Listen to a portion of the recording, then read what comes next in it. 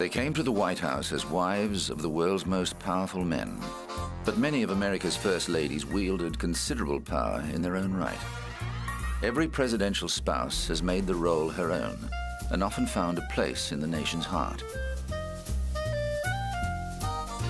Eleanor Roosevelt, wife of Franklin D. Roosevelt, the 32nd President of the United States, was the most beloved and influential First Lady in history.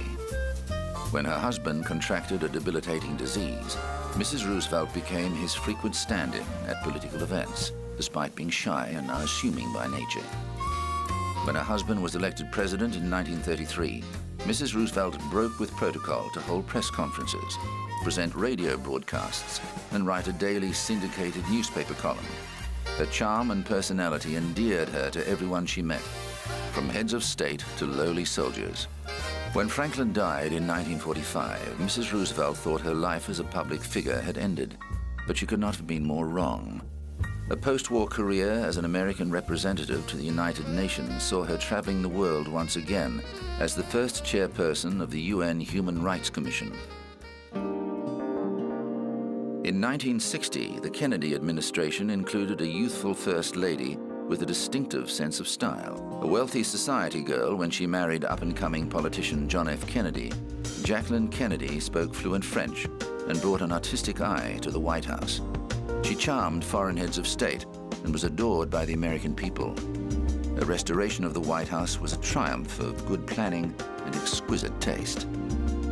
Tragically, the magic of the administration known as Camelot was to be brutally ended when the president was murdered in 1963. Mrs. Kennedy was sitting next to her husband when he was shot in the head as they traveled through Dealey Plaza in Texas.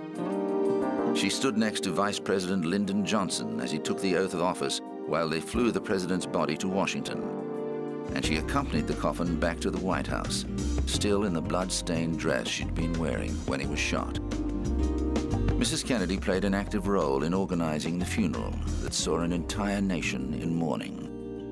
One reporter said of her poise at the funeral, "Jacqueline Kennedy has given the American people one thing they've always lacked: majesty."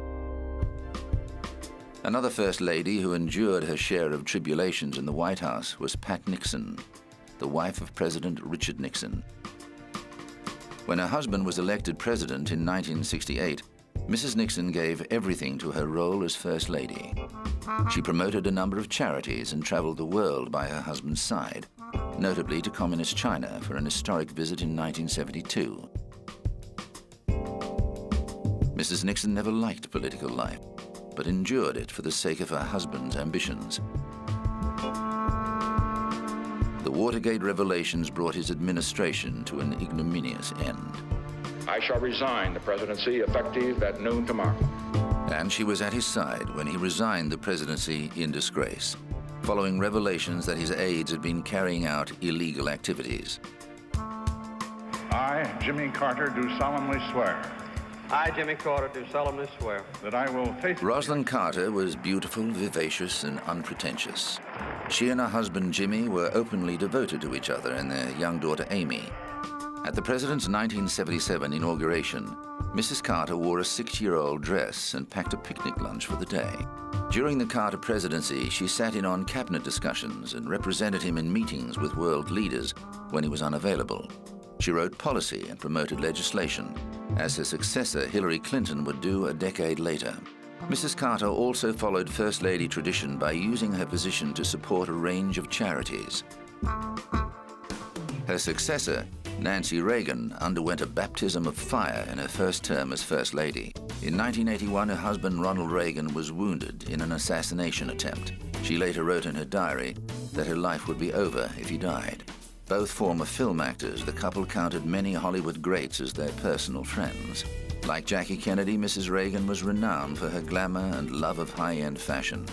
Her favorite causes included drug prevention campaigns and the foster grandparent program. When Alzheimer's disease affected the president during his second term in office, Mrs. Reagan wielded substantial power and was criticized for moves such as consulting an astrologer for personal and political advice. She was fiercely protective of the president and stood by him for the rest of his life.